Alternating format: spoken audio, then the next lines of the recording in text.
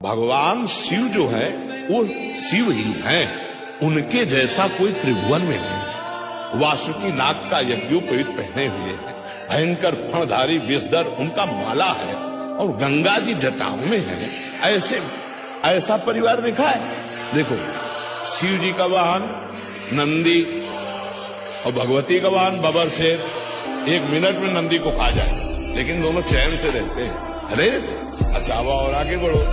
कार्तिकेय जी का वाहन मयूर है ना। भगवान शंकर के गले में सांप, मोर सांप का बहुत बड़ा हार करता है। सांप का हार। गणेश जी का वाहन चूहा है ना। कहीं झगड़ा देखा? बिल्कुल शांति से पूरा। अरे शिव की क्षमता कोई कर सकता है? शिव तो शिव है। व्यसन करने में शिव को मत लाया है कि भगवान शंकर नशा कर। अरे यार, वो तो परमात्मा है यार, वो तो महादेव, देवाधिदेव महादेव है। नहीं, ऐसा नहीं। शिव जी ने तो हलाल जहर पिया। भले एक बूंद पी के दिखाओ। ये सब कोई जानता है कि नहीं? समुद्र मंथन में जो पहला हलाहल विष निकला, भगवान शिव ने पिया। आप करो, शिव जी कोबरा को गले में डाले, एक बार कटवा दिखाओ।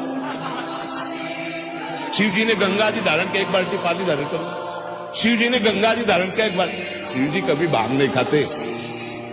मंत्रों के द्वारा विजया शब्द से उनका अभिषेक किया जाता है। अभिषेक किया जाता है। शिव जी के ऊपर जहर का फल चढ़ता है, धतूरा का। शिव जी के ऊपर अकौड़ा का फूल चढ़ता है, चढ़ता है ना। खा लो, जहर है, हलाहल जहर खा के तो दिखाओ। धतूरा का माला चढ़ता है। विश्वनाथ जी का वो पहले बैच में आए थे, वो लाते कभी कभी पूरा धतूर का माला। या एग्जाम्पल तो किसी का भी आप दे सकते हो। आप कभी देखा है? लोग कहते हैं भगवान शंकर चिलम, ऐसा कहीं लिखा है? अरे ये सब अपने मन के विलास है। वो जगत की रक्षा के लिए हलाहल विष पिया। समझ रहे हैं? तो जो हम सोने के समय रट रहे थे, वही जगने के समय चेतना जागृत होते ही निकल पड़ा। राधा राधा राधा। वैसे हर एक आदमी अनुभव कर सकता है। ऐसे ही हमने मूर्छा के समय भी देखा। जब हमारे डायलिसिस के लिए ऑपरेशन हुआ, ये उधर वाला, फिर छाती का यहाँ ऑपरेशन, फिर हाथ का, तो यहाँ वाले में हमें बेहोश किया गया। तो हमें जब बेहोश करने को था, तो हमने उनसे कहा था कि आप बेहोश करने के कुछ मिनट पहले हमें सूचित कर दीजिए कि मैं आपको बेहोश कर रहा हूँ। तो उन्होंने बताया कि बाबा अब हम इंजेक्शन लगाने वाले हैं। तो हम, जो हमारा चिंतन था, मानो मृत्यु का समय, हम ऐसे गाढ़ चिंतन किया। तो जो हम पद शुरू किए थे, तो जब हमारी मूर्छा भंग हुई, तो अगली लाइन वही चल रही थी। शयन के समय, मूर्छा के समय, तो वही आप मूर्छा जैसा समझ लीजिए इसको।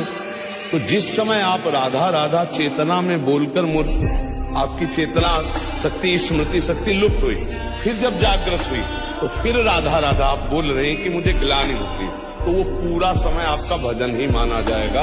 अगर उस स्थिति में प्राण चले जाते हैं, तो आपको भगवत प्राप्ति होगी। क्योंकि मूर्छा के पहले आपने राधा बोला था। मूर्छावस्था में आप असमर्थ हैं, ना सत बोल सकते, ना असत, ना सत्क्रिया ना असत क्रिया। तो अब आपका राधा ही माना जाएगा वो प्रारंभ का, और उसी से भगवत प्राप्ति हो जाती है। जैसे कोई सुबह बोला राधा और बेहोश हो गया, अस्पताल में भर्ती हो गया, और उसे होश ही नहीं आया, समाप्त हो गया शाम तक, उसे भगवत प्राप्ति हो गई। क्योंकि अंतिम उसकी चेतना में पहली बार राधा जो निकला, फिर मूर्छित हो गया, तो उसको वही माना जाएगा अंतिम समय स्मरण, और उसी से भगवत प्राप्ति हो जाएगी। आप सोच पा रहे?